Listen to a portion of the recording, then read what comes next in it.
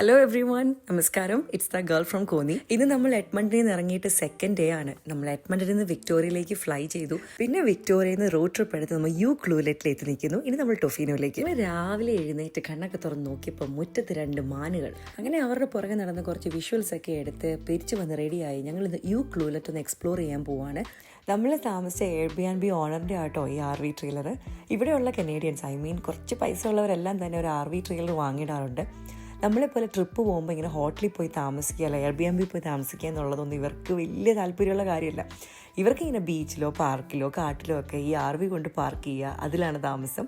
ഇതിൽ എല്ലാവിധ ഫെസിലിറ്റീസും ഉണ്ട്. നമ്മുടെ വാഷ്റൂം, കിച്ചൺ, നമ്മുടെ ക്യാരവൻ പോലെ തന്നെ. ഞങ്ങൾ ഫസ്റ്റ് കാണാൻ പോയത് യു ക്ലൂലെറ്റിലെ ലൈറ്റ് ഹൗസ് ആണ്. ഈ സ്ഥലത്തിൻ്റെ പേര് ഒരു ദിവസം ഒരു 10 തവണ പറഞ്ഞാൽ നമ്മൾക്ക് വായിക്കും നാക്കിനും വേണ്ട വ്യായാമം അങ്ങോട്ട് കംപ്ലീറ്റ് ആവട്ടോ. ഈ സ്ഥലത്തെ ഈ ലോക്കൽസ് വിളിക്കുന്നത് യുക്കി എന്നാണ്. അങ്ങ് ദൂരെ കാണുന്നതാണ് യുക്കിയുടെ സ്വന്തം ലൈറ്റ് ഹൗസ്. ഈ 6 മീറ്ററിലുള്ള ഈ ലൈറ്റ് ഹൗസ് ഇപ്പോഴും ആക്റ്റീവ് ആണ് കേട്ടോ. നാവിഗേഷന് വേണ്ടി കനേഡിയൻ കോസ്റ്റ് ഗാർഡ്സ് ഇപ്പോഴും യൂസ് ചെയ്യുന്നുണ്ട്. ഈ ലൈറ്റ് ഹൗസിന്റെ ശരിക്കുള്ള പേരെന്താണെന്നറിയാമോ? ഇത് ആംഫിട്രൈറ്റി പോയിന്റ് ലൈറ്റ് ഹൗസ് ആണ്. ഈ ആംഫിട്രൈറ്റി ആരെന്നറിയാമോ? അത് ഒരു ഗ്രീക്ക് സീ ഗോഡസ് ആണ്, അതായത് ഗോഡസ് ഓഫ് സീ. ChatGPTന്ന് സെർച്ച് ചെയ്ത് കണ്ടുപിടിച്ച കുറച്ച് ഇൻഫർമേഷൻ നിങ്ങളുമായിട്ട് ഷെയർ ചെയ്തപ്പം എനിക്ക് എന്തെന്നില്ലാത്തൊരു മനസ്സുഖം. ChatGPT ഒരു കാര്യം കൂടെ പറഞ്ഞു കേട്ടോ. ഈ ലൈറ്റ് ഹൗസ് ഇരിക്കുന്നത് വെസ്റ്റ് കോസ്റ്റിലെ ഏറ്റവും കൂടുതൽ സ്റ്റോം, കൊടുങ്കാറ്റ് കിട്ടുന്ന ഒരു സ്ഥലത്താണ്. അതുകൊണ്ട് തന്നെ ഇവിടുത്തെ ഒരു മെയിൻ അട്രാക്ഷൻ ആക്ടിവിറ്റിയാണ് ഈ സ്റ്റോം വാച്ചിങ്. ഈ കൊടുങ്കാറ്റ് കാണാൻ വേണ്ടി ആൾക്കാർ വണ്ടി പിടിച്ചിവിടെ വരാറുണ്ടെന്നാണ് കേൾക്കുന്നത്. അങ്ങനെ ഒരു 2.5 കിലോമീറ്റർ നീളമുള്ള ഒരു വൈൽഡ് പസഫിക് ട്രെയിൽ എന്നറിയപ്പെടുന്ന ഈ ഒരു ട്രെയിലിൽ കൂടെ നമ്മുടെ പസഫിക് ഓഷ്യൻ്റെ സ്റ്റണ്ണിങ് ബ്യൂട്ടിയൊക്കെ കണ്ട് ഞങ്ങൾ കുറേ ഇങ്ങനെ നടന്നു. ഒരു സൈഡിൽ നോക്കിയാൽ ബ്യൂട്ടിഫുൾ ഗ്രീനറി, മറ്റേ സൈഡിൽ ഡീപ് ബ്ലൂ ഓഷ്യൻ. ശരിക്കും ഒരു പീസ്ഫുൾ വൈബ് തന്നെയായിരുന്നു ഇതിൽ കൂടെ നടന്നപ്പോൾ. നമ്മുടെ സ്ട്രെസ്സൊക്കെ ഇങ്ങനെ ലോഗ് ഔട്ടായി പോയത് നമുക്ക് ഫീൽ ചെയ്യും. ഭാഗ്യമുണ്ടെന്നുണ്ടെങ്കിൽ നമുക്ക് കുറച്ച് മറൈൻ ലൈഫിനെയും കൂടെ കാണാൻ പറ്റും. പലതരത്തിലുള്ള വെയിൽ, സീ ലയൺസ്, ഈഗിൾസ്, സീ ബേർഡ്സിനെയൊക്കെ നമുക്ക് കാണാം. എൻ്റെ ഒരു ലക്കിന് വെയിൽ പോയിട്ട് ഒരു കടൽക്കാക്കയെ പോലും കണ്ടില്ല. ശരിക്കും ഈ യു ക്ലൂലെറ്റ് എന്ന് പറയുന്ന സ്ഥലമുണ്ടല്ലോ, ഗ്രേ വെയിൽസിൻ്റെ പസഫിക് മൈഗ്രേഷൻ പാത്തിലുള്ളൊരു സ്ഥലമാണ്. അതുകൊണ്ട് തന്നെ ഇവിടെ വെയിൽ വാച്ചിങ് കാണാൻ ഒരുപാട് പേര് വരാറുണ്ട്. സ്പ്രിങ്ങിലൊക്കെ അറൗണ്ട് 20,000ഓളം വെയിലുകൾ ഈ ഒരു പാത്തിൽ കൂടെ, ഈ ഒരു ഓഷ്യൻ പാത്തിൽ കൂടെ പോകുമെന്നാണ് കണക്കുകൾ പറയുന്നത്. അതുകൊണ്ട് വെയിൽ വാച്ചിങ് ഇവിടെ കുറച്ച് പോപ്പുലർ ആട്ടോ.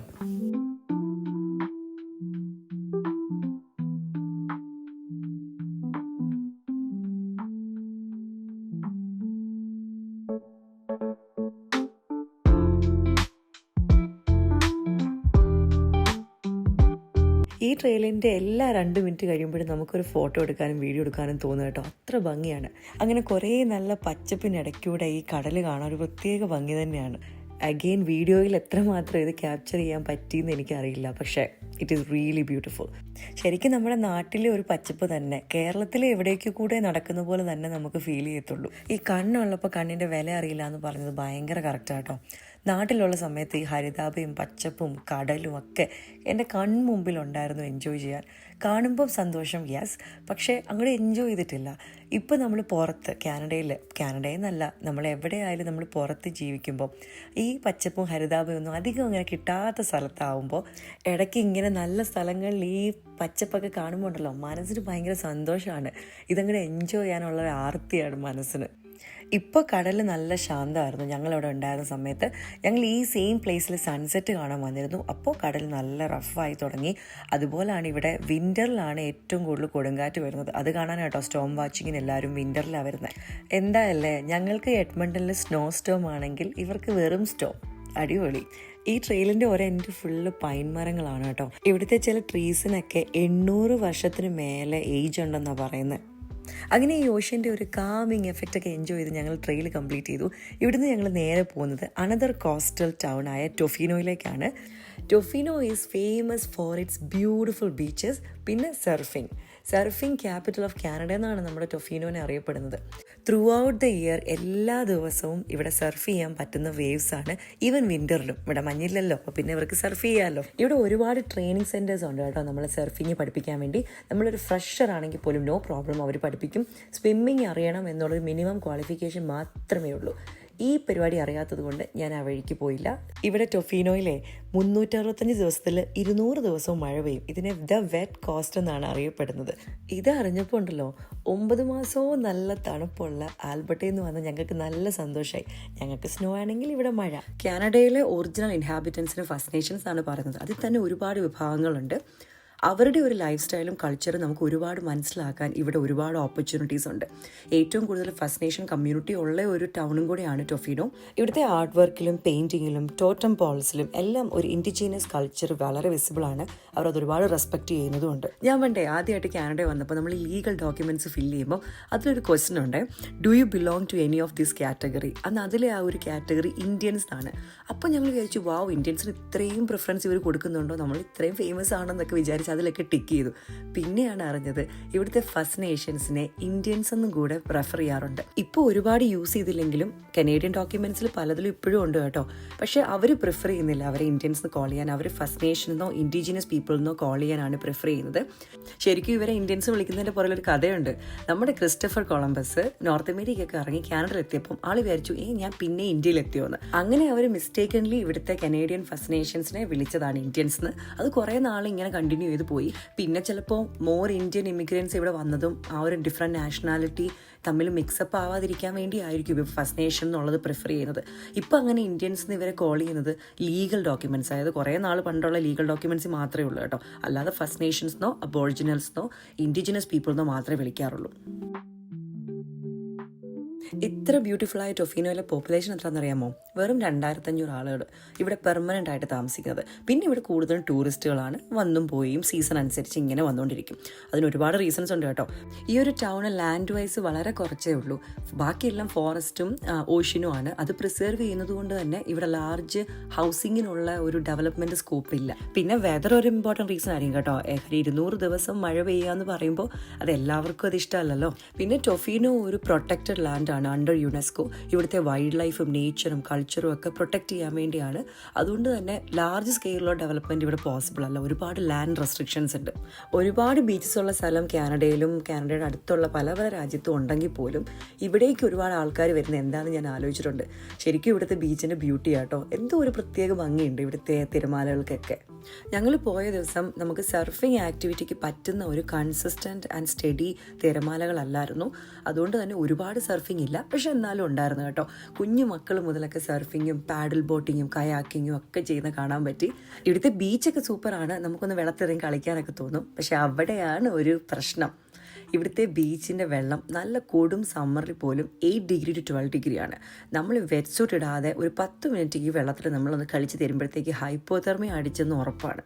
ഇവിടുത്തെ വെള്ളത്തിന് തണുപ്പാണെങ്കിലുണ്ടല്ലോ, ഈ ടൊഫീനോയിലെ ബീച്ചസിൻ്റെ ഒരു ഭംഗിയും ഇവിടുത്തെ ഓരോ സ്ഥലം നമുക്ക് തരുന്നൊരു സമാധാനവും ഒരു കാംനെസ്സും ഒക്കെയാണ് ടൊഫീനോയിനെ ഒരു ടൂറിസ്റ്റ് പ്ലേസ്, എല്ലാവർക്കും ഇഷ്ടപ്പെടുന്ന ഒരു ടൂറിസ്റ്റ് പ്ലേസ് ആക്കി മാറ്റുന്നത്.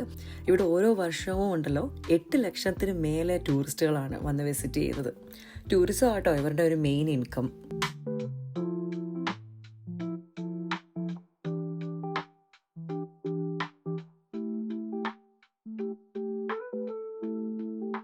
ഈ ബീച്ചൊക്കെ ഉണ്ടല്ലോ, നമ്മൾ ശരിക്കും ഒരിക്കലും കണ്ടാലും മടുക്കില്ലല്ലേ?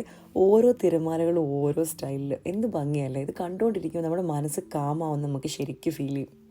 അങ്ങനെ കുറേ നേരം ബീച്ചൊക്കെ എക്സ്പ്ലോർ ചെയ്ത് ഞങ്ങൾ തിരിച്ച് യു ക്ലൂലെറ്റിലേക്ക് പോവാണ്. ഞാൻ നേരത്തെ പറഞ്ഞില്ലേ, ഈ ടൊഫീനോയിൽ ടൂറിസം ഫേസ് ചെയ്യുന്ന ഏറ്റവും വലിയ പ്രോബ്ലമാണ് ഇവിടുത്തെ ഇത്രയും ടൂറിസ്റ്റുകളെ അക്കോമഡേറ്റ് ചെയ്യാൻ പറ്റുന്ന ഒരു ഹൗസിംഗ് സെറ്റപ്പ് ഇവിടെ ഇല്ല.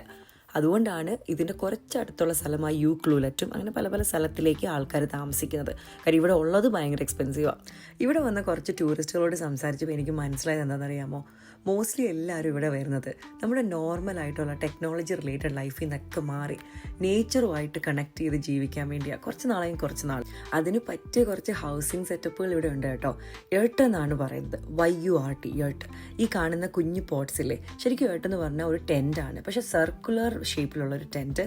ഈ എർട്ട് സ്റ്റേ ഒരിക്കലെങ്കിലും എക്സ്പീരിയൻസ് ചെയ്യേണ്ടതാട്ടോ. വൈഫൈ ഇല്ല, TV ഇല്ല, നെറ്റ്ഫ്ലിക്സ് ഇല്ല, ഇൻസ്റ്റഗ്രാം ഇല്ല, ജസ്റ്റ് നമ്മളും നേച്ചറും മാത്രം.